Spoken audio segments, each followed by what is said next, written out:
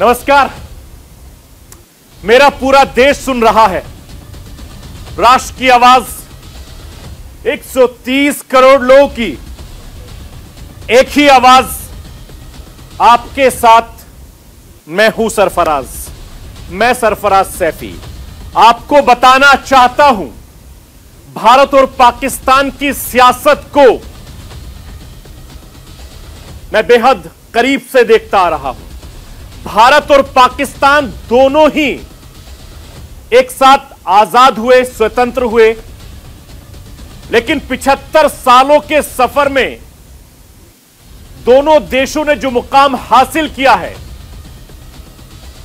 उसमें बहुत ज्यादा फर्क है। भारत में लोकतंत्र ने जो मुकाम हासिल किया है उसे दुनिया सलाम करती है। आज हमारे देश के प्रधानमंत्री नरेंद्र मोदी ने दुनिया में जो सम्मान हासिल किया है वो हमारे लोकतंत्र की मजबूती को और ज्यादा मैच्योरिटी को पूरी दुनिया के सामने रखता है। दुनिया के राजनेता मेरे देश के प्रधानमंत्री नरेंद्र मोदी से मिलकर हैरान होते हैं, कैसे इतने विशाल, इतनी खूबियों से भरा देश और भारत के प्रधानमंत्री के साथ खड़ा है। कैसे 130 करोड़ लोगों के सबसे चहेता नेता बनकर उभरे देश के प्रधानमंत्री नरेंद्र मोदी संविधान के पूरे सम्मान के साथ मेरे हिंदुस्तान में एक आम आदमी कैसे प्रधानमंत्री का सफर तय करता है। मेरे देश में प्रधानमंत्री बड़े गौरव के साथ पद का त्याग कर विपक्ष में बैठ जाते हैं। आज हमारे पूर्व प्रधानमंत्री अटल बिहारी वाजपेयी को पूरा पाकिस्तान याद कर रहा है। मेरे हिंदुस्तान में ऐसा ही होता है, क्योंकि मेरे हिंदुस्तान में संवैधानिक का सम्मान होता है, संवैधानिक संस्थाओं का सम्मान होता है। लेकिन पाकिस्तान में ऐसा बिल्कुल नहीं होता, कतई नहीं होता, क्योंकि पाकिस्तान ने 75 साल में जो हासिल किया है उसका सच पूरी दुनिया देख रही है। और पाकिस्तान की सुप्रीम कोर्ट के आदेश के बावजूद पाकिस्तान की संसद में इमरान खान सरकार के खिलाफ अविश्वास प्रस्ताव को जो हश्र हो रहा है उससे न केवल पाकिस्तानी हैरान हैं, बल्कि पाकिस्तान की पूरी अर्थव्यवस्था और व्यवस्था पर भी सवाल खड़े करता है। इन्हीं सवालों का जवाब देने के लिए लगातार मैं पाकिस्तान से जो मेरे खास मेहमान जुड़ेंगे उनसे भी बातचीत करूंगा। आखिर क्यों पाकिस्तान में पाकिस्तान के आईन की, कानून की जमकर धज्जियां उड़ाई जाती रही हैं, और यह कोई पहला मौका नहीं है। पाकिस्तान के इतिहास में कोई भी प्रधानमंत्री अपना कार्यकाल पूरा नहीं कर पाता है। यह बेहद शर्मनाक है। और आलिया शाह इस समय मेरे साथ जुड़ गई हैं। आप जानी मानी लेखिका हैं, मशहूर पत्रकार हैं और बेबाकी से अपनी बात रखती हैं। आलिया, आप चूंकि पाकिस्तान की वाशिंदा हैं और जिस तरीके से पाकिस्तान की सियासत में जब से आजादी हुई है कोई एक भी ऐसा प्रधानमंत्री नहीं हुआ जो अपना कार्यकाल 5 साल का पूरा कर पाता। ऐसी क्या नजर लग गई?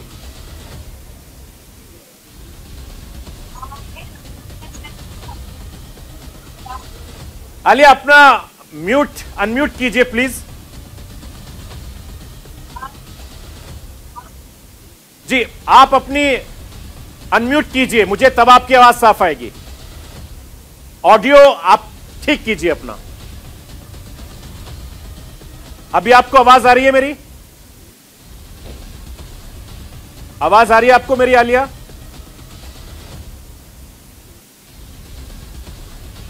पीसीआर से कहूंगा कि ये टेक्निकल जो भी दिक्कत है इसको ठीक करे तुरंत।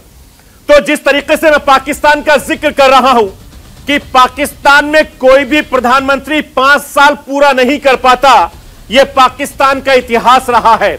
और जिसकी वजह से हर बार इसी तरीके से, जिस तरीके से इमरान खान की फजीहत हो रही है, बाकी प्रधानमंत्रियों की फजीहत भी इसी तरीके से होती रही है। और यह सिर्फ और सिर्फ पाकिस्तान में हो सकता है क्योंकि वहां पर तमाम हुक्मरान पाकिस्तान में आइन का हवाला देते हैं, कानून का हवाला देते हैं, लेकिन कोई भी कानून को मानने को तैयार नहीं होता।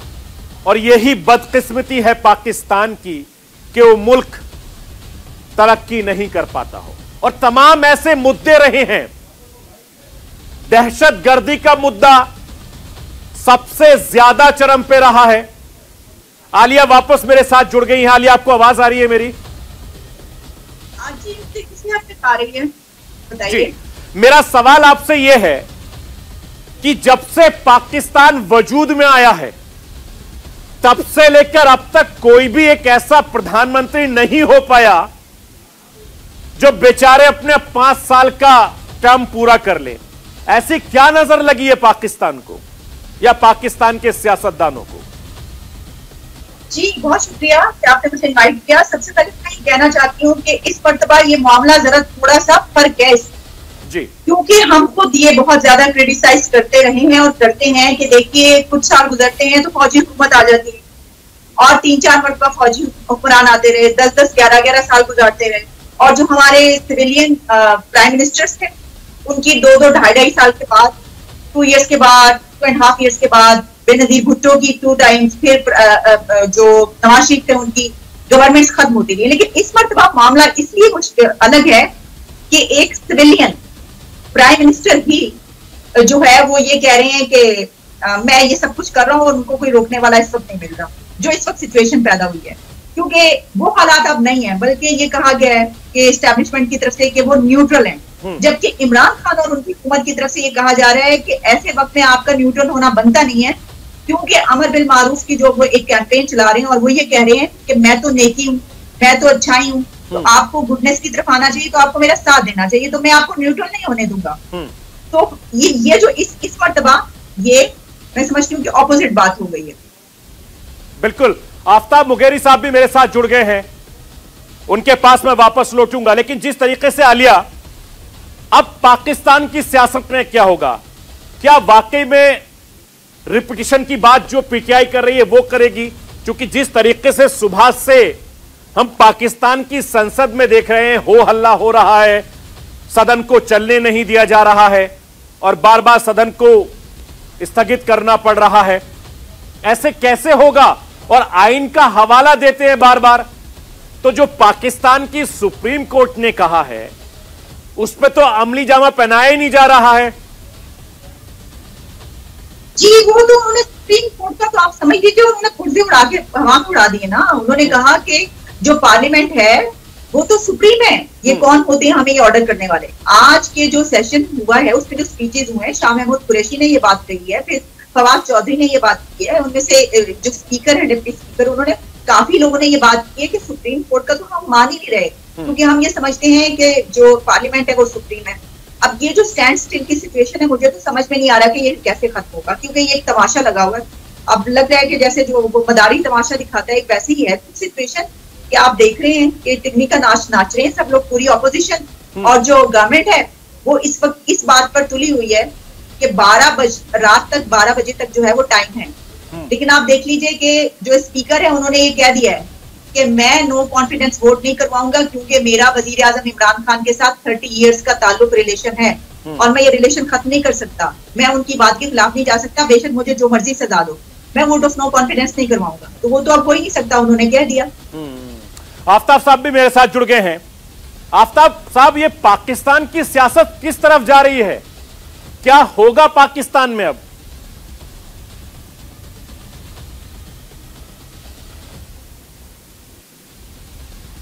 आप अनम्यूट कीजिए, आपकी आवाज मुझ तक नहीं आ रही है, अनम्यूट कीजिए प्लीज। जी बोलिए। अब तक पहुंच रही आवाज? जी मुझे पहुंच रही है, बोलिए आप। मेरी आवाज आ रही है? मुझे आ रही है। आफ्ताब साहब, मेरा सवाल यह है कि पाकिस्तान की सियासत को, पाकिस्तान के हुक्मरानों को क्या हो गया है? पाकिस्तान की सियासत किस तरफ जा रही है? मुझे आपकी आवाज नहीं पहुंच रही। अभी भी नहीं आ रही है? नहीं जी, मुझे आवाज नहीं आ रही। आपको मेरी आवाज मिल रही है आफ्ताब साहब? पीसीआर आवाज ठीक कीजिए, फिर से कनेक्ट कीजिए। आलिया, वापस मैं आपके पास आ रहा हूं। अब पाकिस्तान में क्या होगा? बतौर सीनियर सहाफी लंबे वक्त से आप पाकिस्तान की सियासत को देख रही है, सियासतदानों को देख रही हैं।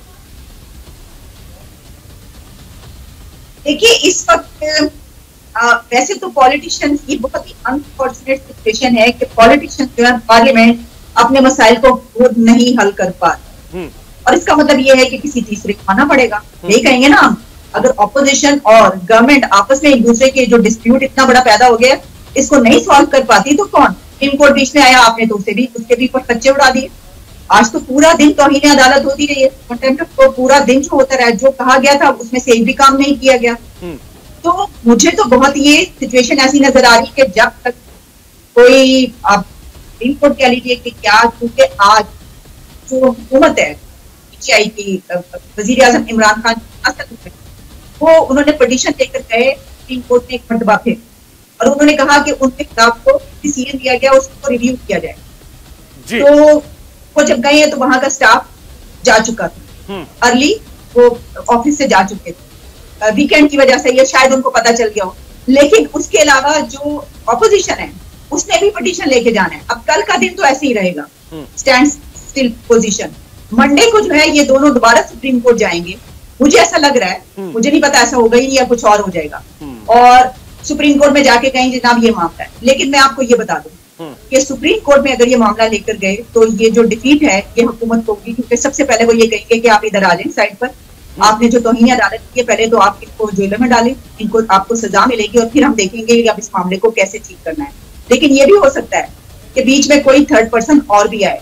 इसकी वजह ये है कि कुछ ऐसी बात भी की जा रही है कि शायद हुकूमत और इमरान खान वजीर आजम इस बात पर तैयार है, लेकिन उस सूरत में कि उनको भी एनआरओ दे दिया जाए, क्योंकि उनको ये सामने नजर आ रहा है कि उनके पर केसेस बनेंगे, सब कुछ होगा।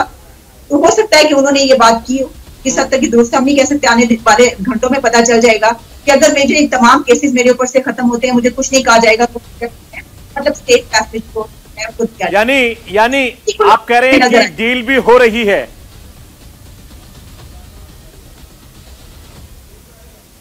जी, आप ये कह रही हैं कि पाकिस्तान के प्रधानमंत्री इमरान खान वो डील कर रहे हैं कि एक तो उनके ऊपर केसेस ना लगे, किसी तरीके से उनको या उनके साथियों को, मिनिस्टरों को जेल ना भेजें, कोई कार्रवाई ना हो, लेकिन वो शहबाज शरीफ को प्रधानमंत्री नहीं देखना चाहते, किसी और के साथ मिलकर वो अपना काम तमाम कर लें। ऐसा भी हो सकता है? देखिए कि ऐसा होना इसलिए मुश्किल है कि और कौन है जो उनके लोग उनसे टूट के दूसरी पार्टीज की तरफ जा चुके हैं, वो तो अब ये सिचुएशन नहीं रही कि वो उनके पास वापस आएंगे। हाँ। ऐसा नहीं हो सकता।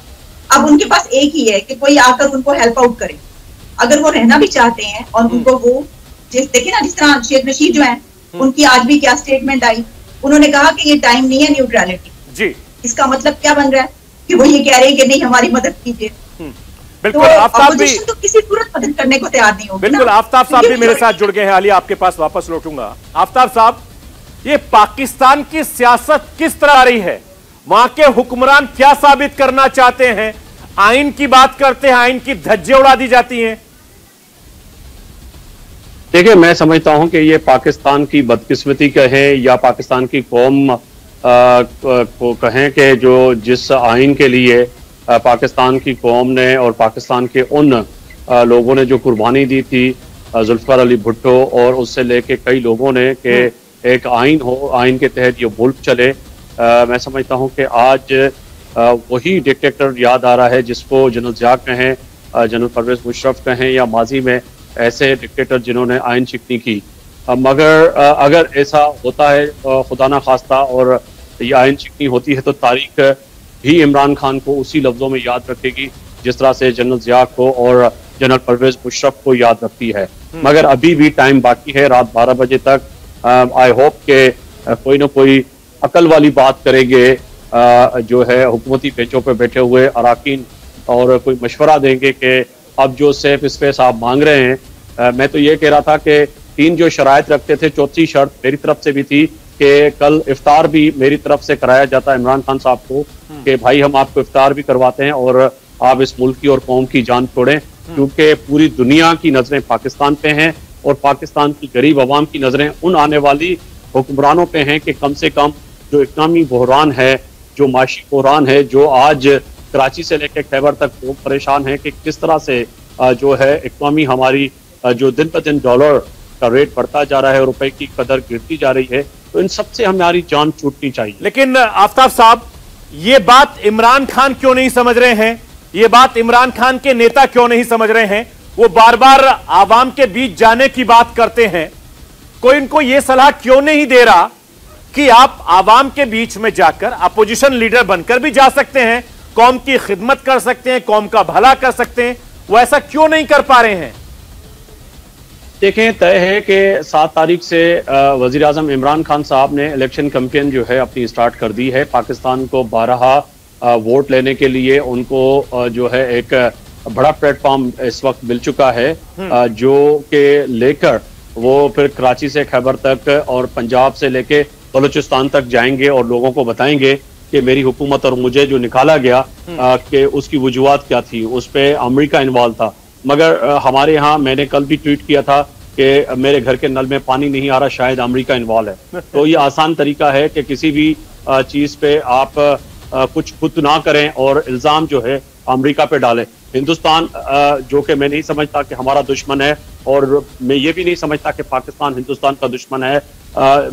इख्लाफात अपनी जगह पे, सरहदें अपनी जगह पे, मगर मैं खुद खड्डे में गिरूं, कुएं में गिरूं, तो अगर मैं आपको दुश्मन नहीं समझता और समझता भी हूं तो दुश्मन तो चाहेगा कि आप जो है आप इस कुएं में गिरें और आपकी मौत हो जाए। तो आप उस दुश्मन की वो बात जो पब्लिकली आके कह रहे हैं उसको पूरा क्यों होने दे रहे हैं? चलिए, ये तो बड़ी अच्छी बात है आफ्ताब साहब कि वो अमेरिका का जिक्र कर रहे हैं, हिंदुस्तान का जिक्र नहीं कर रहे हैं। आलिया, चलिए इस वक्त एक बड़ी खबर, इस्लामाबाद की सड़कों पर सेना उतर गई। इस वक्त की सबसे बड़ी खबर मैं अपने दर्शकों को बता रहा हूं, इस्लामाबाद की सड़कों पर 6 टैंक इस समय उतारे गए हैं। इस समय बड़ी खबर यह है, सड़कों पर सेना उतरने का मतलब क्या है? ये एक बहुत बड़ी खबर सूत्रों के हवाले से मिल रही है। आलिया, क्या सिक्योरिटी के लिहाज से सेना को सड़कों पर उतारा गया है, कहीं रात में पार्लियामेंट के आसपास कुछ ना हो जाए, या फिर इसके पीछे की कोई और वजह हो सकती है?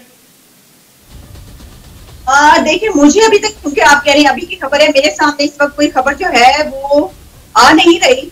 अगर मुझे इसका पता हो तो मैं कह सकती हूँ हालात जो है वो तो ऐसे ही हैं, हालात ऐसे ही हैं। ऐसा हो सकता है क्योंकि ये देखा जा रहा है कि क्या होगा, जिस तरह हम अभी डिस्कस कर रहे हैं तो पूरा दिन, कई दिन से ये चल रहा है कि क्या होगा। तो इमरान खान उस मोड़ पे ले तो आए हैं, उस मोड़ पर हालात को ले आए हैं वजीर आजम, और इस मर्तबा बुलाने वाले वजीर आजम है। ये मैं आपको बता दूं, हम ही हमेशा क्रिटिसाइज करते हैं कि क्यों आए, अभी भी करेंगे, लेकिन अगर ऐसा कुछ हो रहा है तो इस मर्तबा इसका सारा इल्जाम वजीर आजम इमरान खान पे होगा। लेकिन आलिया, इमरान खान जिद क्यों नहीं छोड़ रहे? इस खबर की मैं आपकी इसकी खबर की दुरुस्ती करता चलूं। ये 4 घंटे पहले 3 ट्रक गुजरे थे यहाँ से, जिसकी वीडियो जो है सोशल मीडिया पे वायरल हुई, जो कि ये बताया जा रहा था सोशल मीडिया पे, लोगों को मिसगाइड किया जा रहा था कि शायद 111 ब्रिगेड जो है या जो है आर्मी की जो गाड़ियां हैं वो पार्लियामेंट से गुजरी हैं। ये वो फुटेजेस हैं जो 3 घंटे पहले सोशल मीडिया पे वायरल हो रही थी। हो सकता है कि सिक्योरिटी के लिहाज से वहां पर ज्यादा सेना को उतार दिया गया हो, क्योंकि जिस तरीके के माहौल बन जाए।